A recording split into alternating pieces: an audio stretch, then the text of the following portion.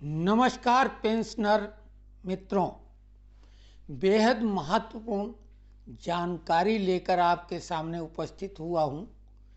कई लोगों ने प्रश्न पूछे थे, फ़ोन करके भी कुछ लोगों ने जानकारी मांगी थी और उन्होंने कहा था कि डीए डीआर वृद्धि के साथ ही एफएमए के बारे में भी बताइए। तो कुछ लोगों ने नोशनल इंक्रीमेंट को लेकर सही जानकारी देने की बात कही थी। तो हम इन दोनों प्रश्नों के जवाब आपको इस तरह से देंगे कि संभवतः आप संतुष्ट हो जाएंगे। लेकिन डीए डीआर वृद्धि की भी आपको अति महत्वपूर्ण खबर देंगे, क्योंकि हमने देखा लोग सक्रिय हो गए हैं जो सोशल प्लेटफॉर्म पे प्रिंट के द्वारा या डिजिटली सक्रिय हैं, और ये प्रोफेशनल लोग हैं। खबर को तोड़ मरोड़ कर कुछ अलग तरह की बना के वो प्रस्तुत कर देते हैं। हमने देखा डीए डीआर वृद्धि के बारे में अभी से लोग बोलने लगे कि 5% वृद्धि होगी। जब हमने ये खबर पे नज़र हमारी पड़ी, हमने देखा तो हमें लगा ये तो सब तथ्य इनके गड़बड़ हैं।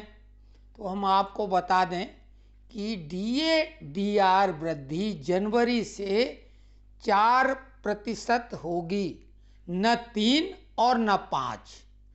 ये बिल्कुल तय हो चुका है।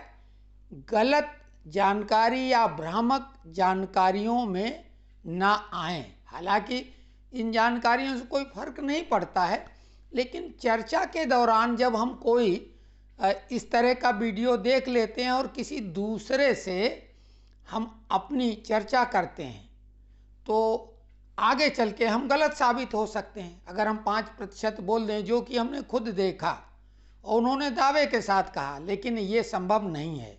हम अभी भी 100% दावे के साथ कह रहे हैं कि जनवरी 2024 से महंगाई भत्ता 4% बढ़कर 46 से 50% हो जाएगा, न 49 न 51, जैसा हमने पिछली बार भी दावा किया था। और ये दावा हमारा कोई ऐसे ही नहीं है, तथ्यात्मक है। कोई भी थोड़ी जो इसमें जानकारी लेना चाहता है वो उपलब्ध रहती हैं। ऐसा नहीं हम कुछ नई चीज़ खोज के ले आते हैं। हमारा इंटरेस्ट है और ये हम जानकारी निकालते हैं और जो हमें लगता कि हाँ ये सही है वो आपके सामने रख देते हैं। और ये बात सही है कि 50% महंगाई भत्ता होते ही ये बेसिक पेंशन और बेसिक पे में मर्ज हो जाएगा, जिससे अन्य भत्तों पर इसका प्रभाव स्वाभाविक है पड़ेगा। जो भत्ता अभी मिल रहे उससे वो 1.5 गुने मिलने लगेंगे। अब रही बात जो सबसे महत्वपूर्ण, जिसके लिए आज हम ये वीडियो बना रहे हैं, क्योंकि कुछ लोगों ने फ़ोन करके कहा कि एफएमए के बारे में बताइए, क्योंकि उसके बारे में गूगल से भी सर्च करने पे भ्रामक जानकारियां आपको मिलेंगी। आप खुद बेहद कंफ्यूज हो जाएंगे।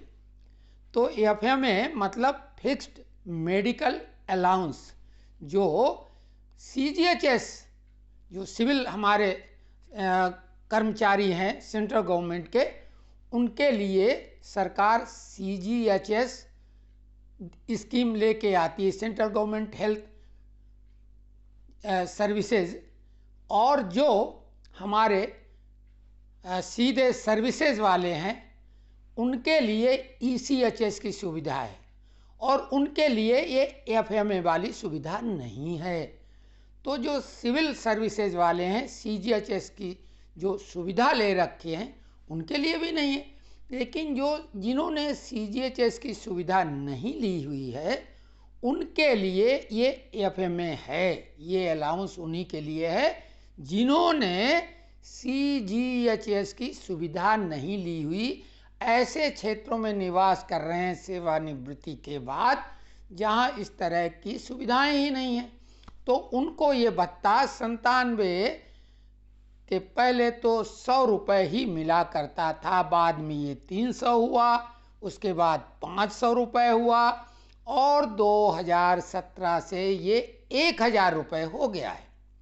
यही नहीं, कार्मिक लोक शिकायत और कानून एवं न्याय के लिए विभागीय संसदीय स्थायी समिति जो बनाई गई थी 110वीं रिपोर्ट में, उन्होंने 1000 से बढ़ाकर ये चिकित्सीय भत्ता सेवानिवृत्त कर्मचारियों का यानी FMA फिक्स्ड मेडिकल अलाउंस 1000 से बढ़ाकर 3000 करने की सिफारिश की हुई है। और यहीं से कन्फ्यूजन शुरू हो जाता है, क्योंकि अभी भी FMA 1000 रुपया ही मिल रहा है। 3000 की सिफारिश हो चुकी है। सरकार संभवतः 2024 में इसे लागू करेगी, जबकि ये सिफारिश 2022 में आ चुकी है। तो बहुत सी सिफारिशें ऐसी होती हैं जिनको सरकार पेंडिंग रखती है, तो अभी ये पेंडिंग में है। अब एक और जो बेहद महत्वपूर्ण प्रश्न है, जो लोग जून में सेवानिवृत्त होते हैं उनको विभिन्न कोर्ट केस के माध्यम से, कोर्ट आदेश के द्वारा उनको नोशनल इंक्रीमेंट देने की बात हुई है। यानी उन्होंने फैसला कर्मचारियों के हक में ये दिया है कि उन्हें एक नोशनल इंक्रीमेंट दिया जाए। यानी जो पिछला समय निकल गया है उस कालखंड का एरियर नहीं देना, लेकिन वर्तमान से आपको एक इंक्रीमेंट मिलना चाहिए था। लेकिन हाई कोर्ट के फैसलों के बाद भी अभी तक ये मिला नहीं है। कई ऐसे पत्र मिलेंगे, कई ऐसे आदेश मिलेंगे, हाई कोर्ट के अलग अलग हाई कोर्ट के भी फैसले हैं, लेकिन इस मामले में हम ज़्यादा कुछ इसलिए नहीं कह सकते हैं कि मामला कोर्ट का है और सुप्रीम कोर्ट में ये मामला पेंडिंग होगा। संभवतः सरकार ने कुछ न कुछ इस पे स्टे रखा होगा, क्योंकि अगर कोर्ट के फैसले के बाद भी अभी तक ये नोशनल इंक्रीमेंट अगर नहीं मिला तो कंटेम्प्ट ऑफ कोर्ट सरकार के ही विरुद्ध बन जाता है। और जागरूक लोग जो हैं वो कोर्ट जा सकते हैं कंटेम्प्ट के लिए।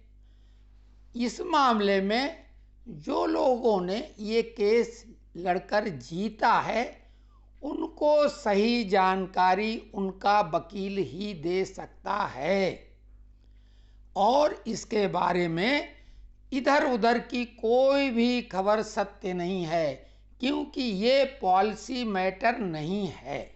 इसमें नेताओं का फेलियर है पूरी तरह से।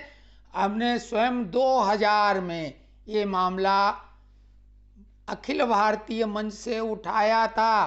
तमाम JCM मेंबरों से ये बात भी कही हमने जिनको JCM मेंबर खुद बनाया था उनसे भी हमने ये बात कही। उन्होंने इसको बहुत हल्के में लिया, लेकिन नेताओं ने चूंकि अपने JCM प्लेटफॉर्म का सही उपयोग करके सरकार से निगोशिएशन नहीं किया, मजबूरन लोग कोर्ट गए। कैट से हाई कोर्ट होते हुए ये सब फैसले उनके हक में आए, लेकिन अभी भी उनको पूरी सफलता नहीं मिल पाई है। तो ये कोर्ट केस है, और कोर्ट केस के बारे में कोई भी व्यक्ति अधिकृत तौर से कुछ भी कहने की स्थिति में नहीं होता है, और वही स्थिति हमारी है। तो आशा और अपेक्षा हम यही रखते हैं कि आपको संतुष्टि हुई होगी जो प्रश्न आपने किए थे। आपके कोई भी प्रश्न सहर्ष आमंत्रित हैं। किसी भी विषय पर जो भी हम जानकारी हमारे पास होगी या जुटा पाएंगे वो तथ्यपरक जानकारी ही हम देंगे। हम हवाई बात करने में कतई यकीन नहीं करते, और हमने बार बार आपको कहा है कि हम कोई प्रोफेशनल यूट्यूबर बिल्कुल नहीं हैं। हमारा लोगों ने बोलने के अंदाज पे कि आप धीरे धीरे बोलते हैं, आप बुढ़े हो गए। अरे भाई, जो है वो है। अगर हमारे यूट्यूब चैनल को आप सब्सक्राइब कर रहे हैं तो अच्छी बात है, नहीं भी कर रहे हैं तो वो अच्छी बात, देख रहे हैं तो भाई हम इसमें क्या कह सकते हैं।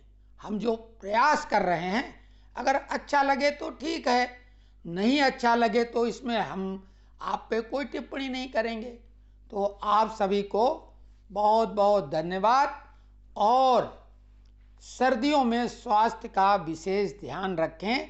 कल हमने एक वीडियो अपलोड किया था, क्योंकि कोरोना काल के बाद में कई बीमारियां एक अजीबोगरीब बिगड़े हुए रूप में सामने आ रही हैं। इम्यून सिस्टम यानी रोग प्रतिरोधक क्षमता लोगों की बेहद गड़बड़ा गई है। तो आप सावधानी बरतें और इस मौसम में आप धूप का आनंद लें, मालिश वगैरह करके।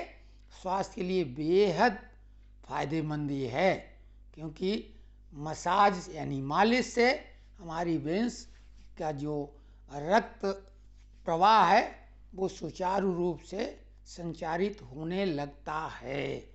तो आप सबको बहुत बहुत धन्यवाद। जिन्होंने यहाँ तक हमारा वीडियो देख लिया है वो साधुवाद के पात्र हैं। पुनः नमस्कार।